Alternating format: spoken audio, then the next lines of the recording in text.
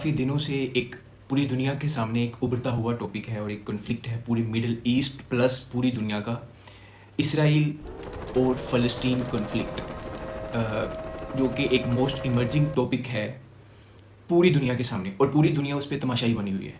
So most of the people do not know about the history of फ़लस्तीन और Israel. बहुत सारे लोगों को इसकी जो पीछे की कहानी है, जो अभी सब कुछ हो रहा है फ़लस्तीन और इसराइल के बारे में, और जो भी पशीन गोई की गई है, दीज आर ऑल राइट्स, और ये सच साबित होंगे आगे फ्यूचर में। लेकिन जो मेरा टॉपिक है वो ये है कि आपको क्या फ़लस्तीन और इसराइल की हिस्ट्री का पता है, और अभी जो करंटली इसराइल फ़लस्तीन के साथ कर रहा है, इसके पीछे की जो सारी स्टोरी है, क्या उसको आपको उसके बारे में इल्म है। तो मैं काफ़ी दिनों से इसके बारे में सर्च कर रहा हूँ एंड मुझे बहुत सारे दिल अमेज और इंटरेस्टिंग फैक्ट्स इससे मिले जो मैंने रिसर्च की है इसके बारे में। इस पूरे टॉपिक के बारे में मुझे इससे बहुत ही गहरे और इंटरेस्टिंग फैक्ट्स मिले हैं कि ये सब कुछ किस बेस पे हो रहा है और इसमें किसकी गलती है, ये हम एंड पे कंक्लूड करेंगे। So most of the people do not know about the history. फ़लस्तीन की हिस्ट्री क्या है, इसराइल की हिस्ट्री क्या है। इसराइल का जो इंडिपेंडेंस डे है वो 1948 मई 1948 को मनाया जाता है, और फ़लस्तीन का जो इंडिपेंडेंस डे है वो 1988 में मनाया जाता है। ये क्यों इतना ज़्यादा 1988, इतना ज़्यादा डिफरेंस क्यों, इतने सालों का ये फ़र्क क्यों है। सबसे पहले जब नाजी इधर डोमिनेट थे, नाजी जो हिटलर का ग्रुप था, जो हिटलर की आर्मी थी, जिनको हेलोकास्ट कहा जाता है, जिन्होंने ज्यूज़ को ख़त्म करने की कोशिश की, पूरी यहूदी कौम को ख़त्म करने की उन्होंने कोशिश की, लेकिन फिर भी कुछ यहूदी बच गए। वो अब इस रीजन में रहाइश पजीर थे जिस रीजन में अभी इसराइल है। इस रीजन में पहले यहूदी हुआ करते थे। 1920 के बाद, जब आफ्टर फर्स्ट वर्ल्ड वार, जब उधर ब्रिटिश गवर्नमेंट, जब ब्रिटिश आर्मी का उधर कब्जा था, जैसा कि हमारा पाकिस्तान में पहले हिंदुस्तान में कौन काबिज थे, अंग्रेज़ काबिज थे, ब्रिटिश काबिज थे। हिंदुस्तान से फिर पाकिस्तान और इंडिया अलग अलग हुए जब ब्रिटिश इधर से चले गए। Similarly after first world war, पहली जंग अजीम के बाद, जो उस खित्ते में, मिडल ईस्ट के खित्ते में खिलाफत उस्मानिया थी, जब उसका इख्तिताम हुआ, किन्होंने किया, ब्रिटिश गवर्नमेंट ने किया, ब्रिटिश लोगों ने किया, ब्रिटिश मिलिट्री ने किया। अब ब्रिटिश उस रीजन में काबिज थे। 1920 से 1948 में ब्रिटिश काबिज थे। तब ये पॉलिसीज चलने लग गई कि ज्यूज़ दोबारा से ग्रो करने लगे उस रीजन में, दोबारा से उस रीजन में फैलने लगे। पहले उनकी आबादी थी 30,000। इस दौरान जब उनकी आबादी बढ़ने लगी, तब उन्होंने अपने लिए एक अलग सेफ रीजन की मांग की ब्रिटिश गवर्नमेंट से। अब ब्रिटिश ने क्या किया कि ये जो ज्यूज़ के बारे में, कि ज्यूज़ अब ग्रो करने लग गए हैं तो हमें इन्हें एक सेफ रीजन, सेफ प्लेस देनी चाहिए। अब आपको मैं इसराइल का, जो आपने ये मैप देखा होगा, मैं इसकी पिक्चर भी आपको वीडियो में लगा दूंगा सही तरह से। ये वाला जो मैप है, इसराइल के इर्द गिर्द सारे के सारे अरब ममालिक पाए जाते हैं, खलीजी ममालिक पाए जाते हैं। जो मिडिल ईस्ट का रीजन है, इसमें सारे के सारे अरब कंट्रीज़ हैं, मुस्लिम कंट्रीज़ हैं। दरमियान में इसराइल है, उसके साथ है मेडिटेरेनियन सी, बहिरा रूम। अब बाकी जो इसके इर्द गिर्द कंट्रीज़ हैं वो सारे के सारे मुस्लिम कंट्रीज़ हैं। अब ये एक जो this is a very small part as compare to Egypt, मिस्र से बहुत ही छोटा जो ये इसराइल का इलाका है, वो इस वक्त पूरी दुनिया के लिए बाइसे हलाकत बना हुआ है। अच्छा, 1948 में उन्होंने जब अपनी मांग की, अपनी आज़ादी की मांग की ज्यूज़ ने ब्रिटिश गवर्नमेंट से, ब्रिटिश गवर्नमेंट 1948 में चली गई। उन्होंने ये सारा सिस्टम यूनाइटेड नेशन के हवाले कर दिया। यूनाइटेड नेशन ने प्लान दिया, यूनाइटेड नेशन के अकॉर्डिंग इसकी डिवीजन की गई। इसमें भी जो हमारा दो कौमी नज़रिया आता है, इसमें भी टू स्टेटमेंट एक्शन लिया गया। टू स्टेटमेंट थ्योरी इसमें भी आई कि एक तरफ फ़लस्तीन था, मीन्स के अरब कंट्रीज़ के लोग थे, एक तरफ ज्यूज़ थे। अब उन्होंने कहा कि अरब कंट्रीज़ को अलग से, ज्यूज़ का अलग से एक पार्ट इसमें होगा, इस रीजन में ज्यूज़ का अपना एक इलाका होगा। और 1948 में जब उन्होंने मांग की, ज्यूज़ के जो लीडर्स थे, यूनाइटेड नेशन ने इंडिपेंडेंस दे दी।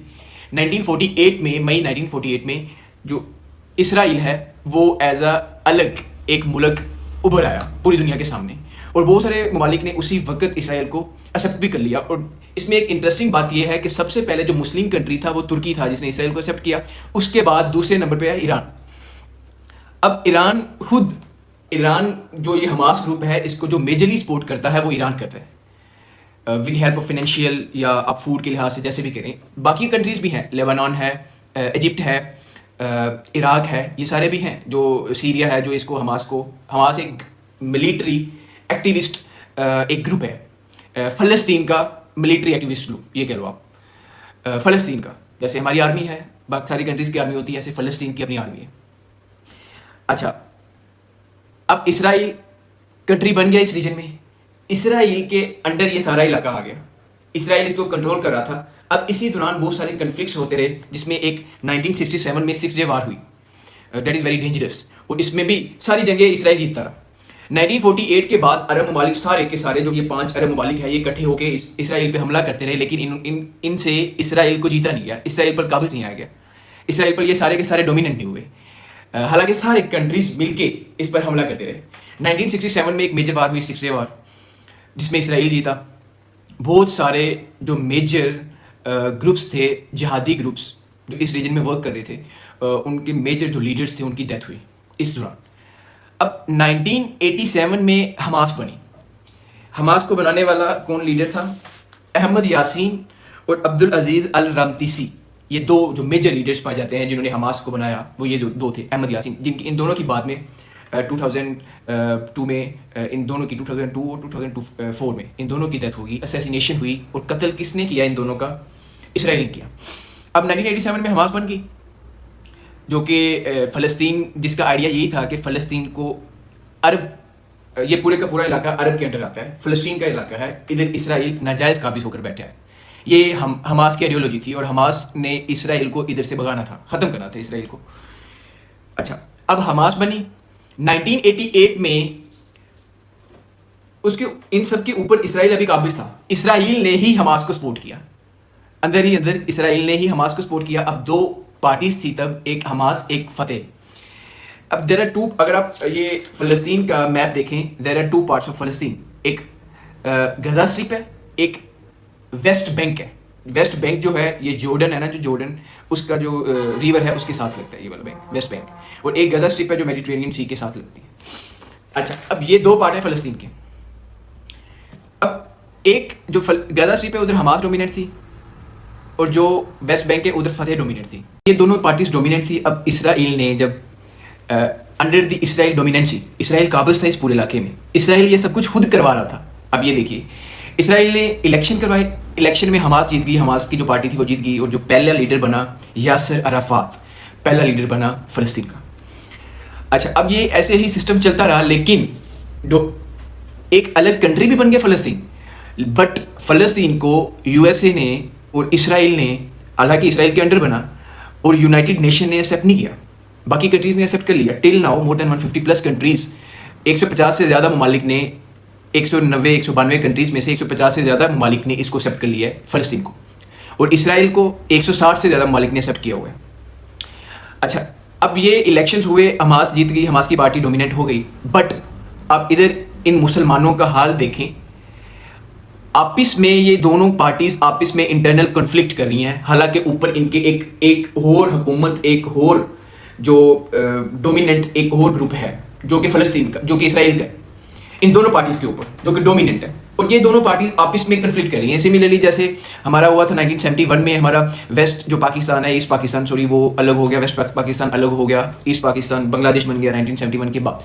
सिमिलरली इधर भी दोनों जो इसके पार्ट्स हैं वो अलग अलग हैं, बीच में इसराइल सारा आता है। अब ये दोनों पार्टीज कन्फ्लिक्ट कर रही हैं कि इधर मेरी डोमिनेंसी होगी, इधर मेरी डोमिनेंसी होगी, लेकिन ये दोनों की दोनों इसराइल के अंडर है। अब ये सिस्टम होता रहा, कन्फ्लिक्ट होते रहे, डिफरेंट जो जिहादी ग्रुप हैं, डिफरेंट जो कंट्रीज़ हैं, मुख्तलिफ जो ममालिक हैं इसके आसपास, इसराइल के आसपास, उधर से मिलकर एक ग्रुप बंदी करके, प्लानिंग करके इसराइल पर अटैक करते रहे, कन्फ्लिक्ट होते रहे।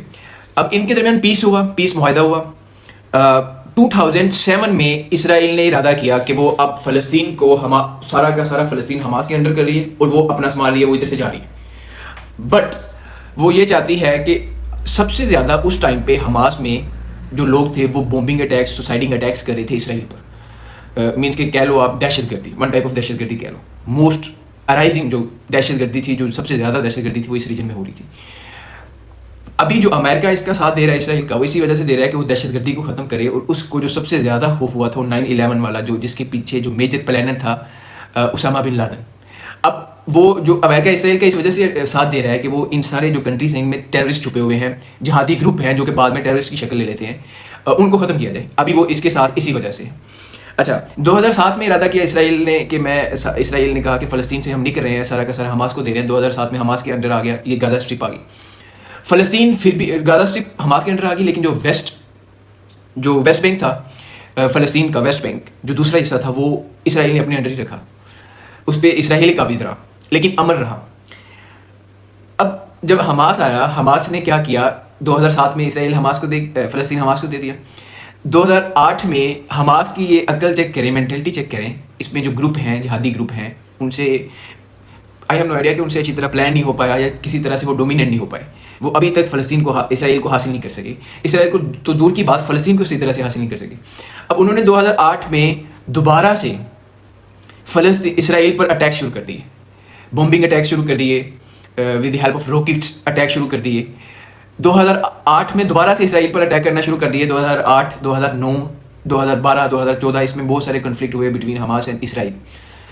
अब मेजर इस पूरी कहानी का मेजर हिस्सा ये है कि अक्टूबर 2023 में इन सारे कंट्रीज़ के जो जिहादी ग्रुप थे, फ़लस्तीनियन लिबरेशन ऑर्गेनाइजेशन, जो लेबनान के जिहादी ग्रुप थे, सीरिया के जिहादी ग्रुप थे, प्लस हमास खुद इसमें शामिल है, शोरा काउंसिल के इसमें मेंबर्स शामिल हैं, इन सब ने अटैक किया। अक्टूबर 2023 में इसराइल पर अटैक किया, सबसे पहला अटैक, जिसे ऑपरेशन कास्ट लीड कहा जाता है।